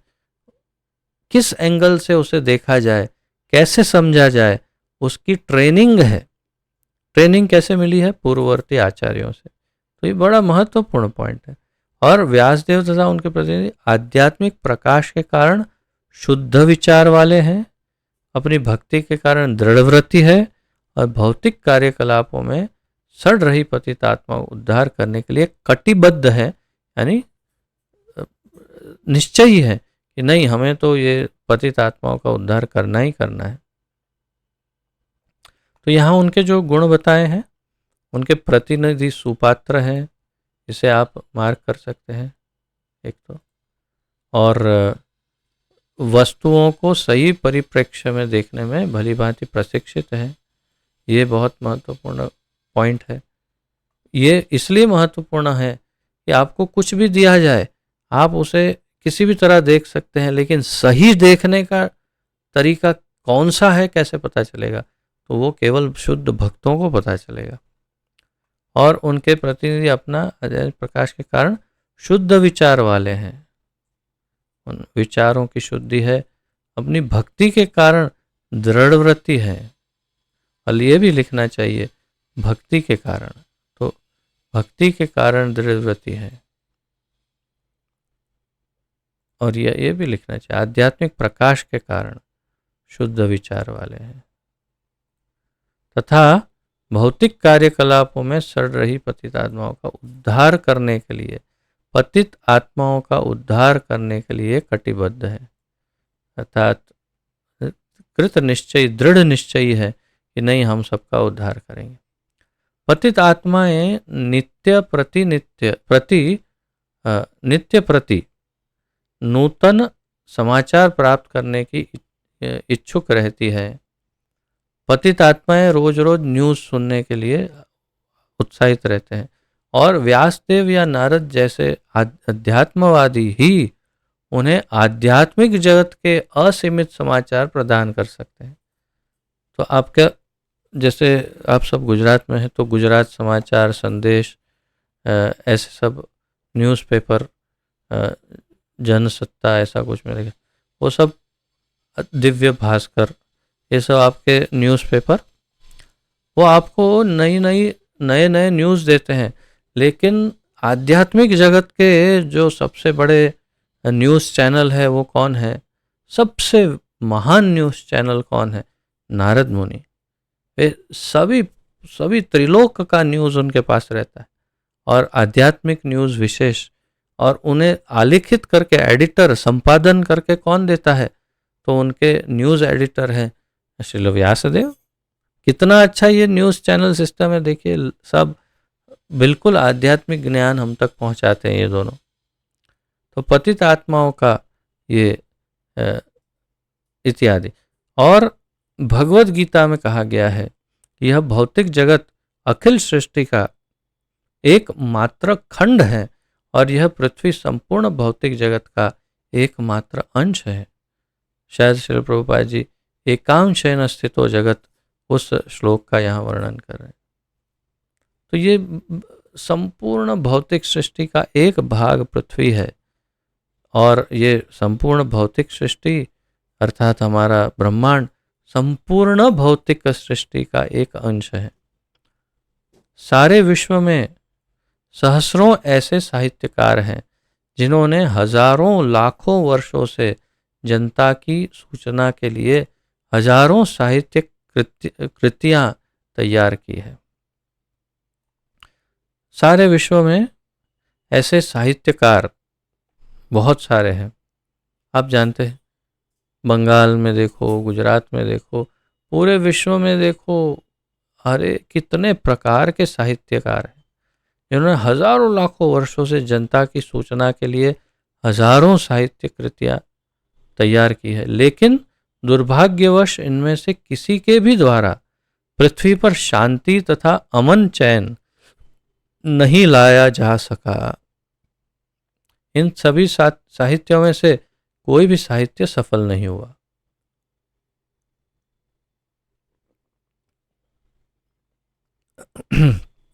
सब विफल रहे, किसी से भी शांति नहीं आई और अमन चैन नहीं आया।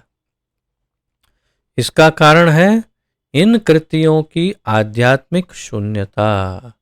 इसका क्या कारण है? इसमें आध्यात्मिक शून्यता है, भगवान की कोई बात ही नहीं है।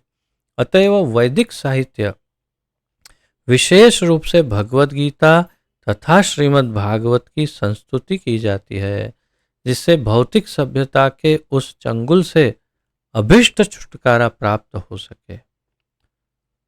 तो और फिर जिससे मानव शक्ति का प्रमुख अंश क्षीण होता जा रहा है, क्षमा करिए, शक्ति का प्रमुख अंश क्षीण होती जा रहा है। यहाँ कुछ प्रिंटिंग मिस्टेक है। एनीवे, ये महत्वपूर्ण पॉइंट है बहुत। वैदिक साहित्य विशेष रूप से भगवद गीता, श्रीमद् भागवत, क्यों? जिससे भौतिक सभ्यता के उस चंगुल से अभिष्ट छुटकारा प्राप्त हो सके। अर्थात जीवन मुक्त होना इतना ही पर्याप्त नहीं है, मोक्ष पर्याप्त नहीं है, सदा सदा के लिए मुक्त होकर भगवान के धाम चले जाना वो चाहिए। उसके लिए भगवत गीता और भागवत है। भगवत गीता स्वयं भगवान द्वारा कहा गया संदेश है, उनकी वाणी है। भगवद, भगवान ने कहा, जिसका अंकन व्यासदेव द्वारा हुआ है, और यानी व्यासदेव ने महाभारत में लिखा भगवत गीता को। और श्रीमद् भागवत, भगवद भगवान की वाणी, भगवान ने बोला। भागवत, भागवत यानी भगवान के विषय में आलेखन, उन्हीं भगवान कृष्ण की लीलाओं का दिव्य आख्यान है।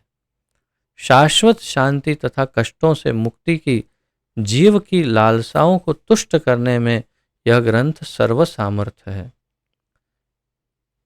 इतना अद्भुत लिखा है, जीव की संपूर्ण तुष्टि, मुक्ति, सब लालसाओं की तुष्टि सब करने के लिए ये सर्व सामर्थ्य ग्रंथ है दोनों।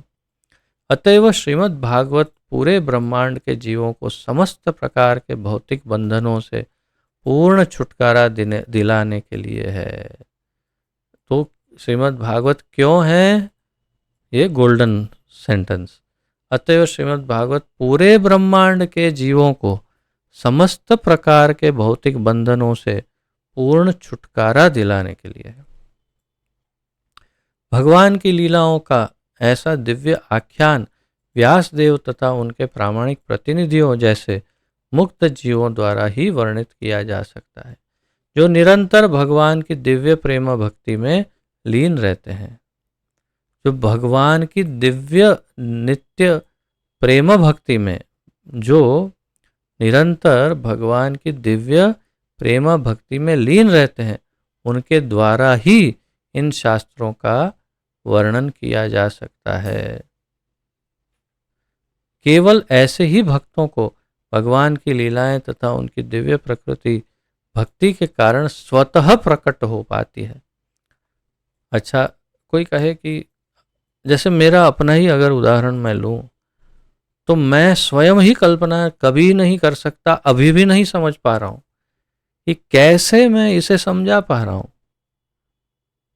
मैं क्या था या हूं, वास्तव में मैं अच्छी तरह जानता हूं। नितांत मूर्ख व्यक्ति, अतिशय मूर्ख।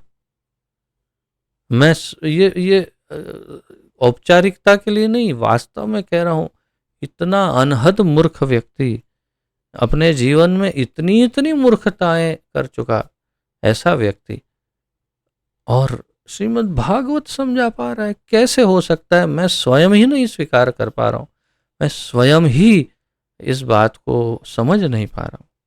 कैसे हो सकता है? तो जो निरंतर भगवान की दिव्य प्रेमा भक्ति में लीन रहते हैं, केवल ऐसे ही भक्तों को भगवान की लीलाएं तथा उनकी दिव्य प्रकृति भक्ति के कारण स्वतः प्रकट हो पाती है। अर्थात जो बोल पाते हैं वो अंतःस्फुरणा से हृदय में बैठे हुए परमात्मा से प्रेरणा मिलती है और बोलते हैं।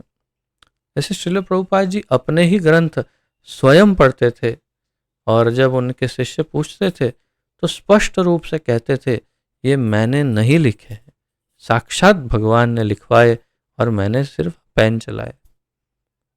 तो ये शुद्ध भक्त या तो भक्तों को प्रेरणा मिलती है और वे बोल पाते हैं इन शास्त्रों के ऊपर। दूसरा कोई चाहे तो, मैंने इसे मार्क नहीं किया, दूसरा कोई चाहे अनेक वर्षों तक चिंतन क्यों न करे, न तो भगवान के कार्यों को जान सकता है न उनका वर्णन कर सकता है। तो ये अत्यंत, ये सब बड़ा महत्वपूर्ण है।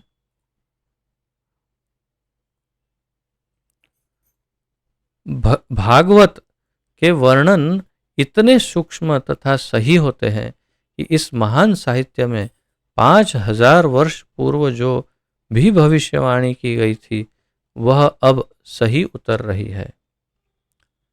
इतने सूक्ष्म तथा सही होते हैं ये भागवत के का जो वर्णन है कि अब सब कुछ सत्य हो रहा है। अतएव लेखक की दृष्टि भूत, वर्तमान तथा भविष्य को पहचानती है। लेखक की दृष्टि तीनों कालों को पहचानती है। व्यासदेव जैसे मुक्त व्यक्ति न केवल दृष्टि शक्ति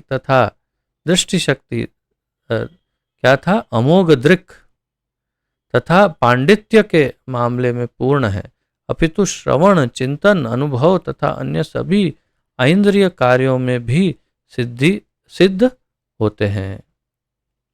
उनके अंदर बड़ा विशिष्ट शक्ति का संचार होता है। तो ये बहुत महत्वपूर्ण है कि जो व्यासदेव जैसे मुक्त जीव हैं उनमें क्या क्या होता है। वे अमोघ दृष्टि वाले, पांडित्य पूर्ण, श्रवण, चिंतन, अनुभव तथा अन्य सभी इंद्रिय कार्यों में भी सिद्ध, दक्ष, एक्सपर्ट होते हैं। मुक्त जीव की इंद्रियां पूर्ण होती है और ऐसी पूर्ण इंद्रियों से ही इंद्रियों के स्वामी ऋषिकेश या भगवान श्री कृष्ण की सेवा की जा सकती है। ऋषिकेन ऋषिकेश सेवनम भक्तिर उच्यते। ऋषिकेन ऋषिकेश, ऋषिक अपनी इंद्रियों के द्वारा, ऋषिकेश ऋषिक इंद्रियों के स्वामी, उनकी सेवा करना, उसे ही भक्ति कहते हैं। अतः श्रीमद् भागवत वेदों के संकलन करता परम सिद्ध व्यक्ति श्री वेद व्यास या वेद व्यास द्वारा किया गया पूर्ण पुरुषोत्तम भगवान का परिपूर्ण वर्णन है। तो ये था बहुत ही महत्वपूर्ण। फिर से आखिरी जो लाइन है उसमें ध्यान दीजिए कि श्रीमद् भागवत वेदों के संकलन करता परम सिद्ध व्यक्ति श्रील वेद व्यास का द्वारा किया गया पूर्ण पुरुषोत्तम भगवान का परिपूर्ण वर्णन क्यों है? क्योंकि मुक्त जीव की इंद्रियां पूर्ण होती है और ऐसी पूर्ण इंद्रियों से इंद्रियों के स्वामी की सेवा की जा सकती है। तो पहले मुक्त होना पड़ेगा, इंद्रियों को पवित्र करना पड़ेगा, संयमित करना पड़ेगा और फिर उन इंद्रियों को भगवान की सेवा में लगाना होगा। सभी इंद्रियां भगवान की सेवा में जब लग जाएगी तब भक्ति पूर्ण होगी।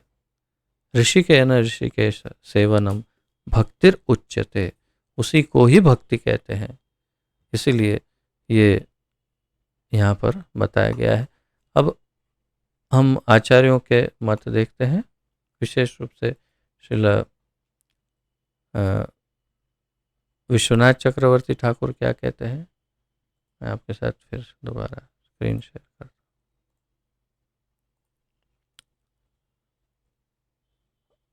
अच्युत के प्रति प्रेम आपके लिए सबसे प्रिय है, क्योंकि यह सर्वोच्च है। जो विश्वनाथ चक्रवर्ती व्यास देव को नारद मुनि की ओर से कह रहे हैं, यानी नारद मुनि बोल रहे हैं, अच्युत के प्रति प्रेम आपके लिए सबसे प्रिय है, क्योंकि यह सर्वोच्च है। वह उनके नाम, लीलाओं आदि के जप और श्रवण से प्राप्त होता है। तो भगवान के प्रति प्रेम कैसे प्राप्त हो सकता है, उसका वर्णन श्रील विश्वनाथ चक्रवर्ती कर रहे हैं। उनके नाम, लीलाओं आदि के जप और श्रवण से प्राप्त होता है। जैसे श्री चैतन्य महाप्रभु कहते हैं, नित्य सिद्ध कृष्ण प्रेम साध्य कभु नए, श्रवण आदि शुद्ध चित्ते करए उदय। कृष्ण प्रेम तो हमेशा हृदय में, सभी जीवों के हृदय में होता ही है, लेकिन सोया हुआ होता है, तो उसे जगाना होता है। कैसे जगा सकते हैं? श्रवण आदि, यानी श्रवण और कीर्तन के द्वारा शुद्ध चित्ते, चित्त को शुद्ध करके, करह उदय, करये उदय, उसे उठाना होता है, जगाना होता है। वही श्री विश्वनाथ चक्रवर्ती ठाकुर कह रहे हैं कि उनके नाम, लीलाओं आदि के जप और श्रवण से कृष्ण प्रेम प्राप्त होगा। और कहते हैं, राम और कृष्ण के नाम प्रसिद्ध हैं, उनकी लीलाएं आपके लिए किस प्रकार आकर्षक हैं। कृपया जगत को उन लीलाओं के बारे में बताएं। अर्थात भगवान की लीलाओं के विषय में आप जगत को बताइए। फिर उन्होंने एक एक शब्द को, जैसे प्रभुपाद जी ने शब्दार्थ दिया, वैसे यहाँ पर शब्दार्थ अलग ढंग से श्रील विश्वनाथ चक्रवर्ती दे रहे हैं। आपका ज्ञान उपयोगी है अमोघ दृक्। अमोघ दृक् को फिर समझाएंगे, अमोघ दृष्टि, उस तरह से। यानी इसका अर्थ यह भी है कि आपका ज्ञान उपयोगी है, आपका चरित्र शुद्ध है, शुचि श्रवाह, आप सत्य के प्रति समर्पित हैं, सत्यरतः, और अपनी प्रतिज्ञा में दृढ़ व्रत है, यानी धृतव्रतः, ये उनके गुण। भगवान की विभिन्न लीलाओं को जो सभी लोगों को मुक्ति प्रदान करती है या सभी बंधनों से मुक्ति दिलाती है, स्थिर ध्यान या समाधि से याद करें। और उन्हें क्या कहते हैं? भगवान की लीलाएं जो सबको मुक्ति दे सकती है, उन लीलाओं को स्थिर ध्यान या समाधि से याद करें या स्मरण करें। अब यहाँ एक शब्द है स्मरण, यहाँ याद लिखा है, वास्तव में स्मरण। तो स्मरण करें, जैसे यह नीचे ही दिखा है स्मरण शब्द, तो स्मरण करे। स्मरण शब्द का उपयोग इसीलिए किया जाता है क्योंकि लीलाएं भक्ति से भरे शुद्ध मन में अनायास ही प्रकट हो जाती है, क्योंकि वे सभी स्वयं प्रकट करने वाली अनंत अत्यंत गोपनीय है और किसी अन्य माध्यम से बोलना या प्राप्त करना संभव नहीं, असंभव है। भगवान की लीलाएं शुद्ध मन में प्रकट हो जाती है, जो भक्त के शुद्ध मन में अपने आप ही। आप लीलाओं का स्मरण करके उन्हें हमें सुनाइए। व्यक्ति के पास उत्पादक ज्ञान और शुद्ध चरित्र भी होना चाहिए, यह अन्यथा नहीं हो सकता, इत्यादि। फिर कहते हैं, क्योंकि आप शुद्ध आंखों वाले व्यक्ति हैं, अमोघ दृक्, या शुद्ध आंखों नहीं, दृष्टि होना चाहिए, आप शुद्ध दृष्टि वाले व्यक्ति हैं, और शुद्ध कान या तो सुनने वाले, शुचि श्रवाहा, तो आपके नेत्र और कान दोनों शुद्ध है। कुछ लीलाएं आपने अपनी आंखों से देखी हैं और कुछ अपने कानों से सुनी है, और संलग्न मन सत्यरतः और दृढ़ बुद्धि धृतव्रतः द्वारा आपको इस समय एकाग्र ध्यान से कुछ अत्यंत गोपनीय लीलाओं को याद करना चाहिए, जिन्हें देखा या सुना नहीं जा सकता है, लेकिन जिन्हें आपने देखा है, उन्हें याद करके कृपया हमें बताइए। इस तरह से श्रील विश्वनाथ चक्रवर्ती ठाकुर इस श्लोक को बहुत सुंदर ढंग से एक एक करके इसके विभिन्न अंगों को समझाते हैं। तो इस प्रकार हम यहाँ पर आज विराम लेते हैं और फिर कल अन्य जो जितने श्लोक हैं उनका अध्ययन जारी रखेंगे। यदि किसी का कोई प्रश्न, उत्कंठा, जिज्ञासा आदि हो प्रस्तुत कर सकते हैं, अन्यथा विराम लेंगे।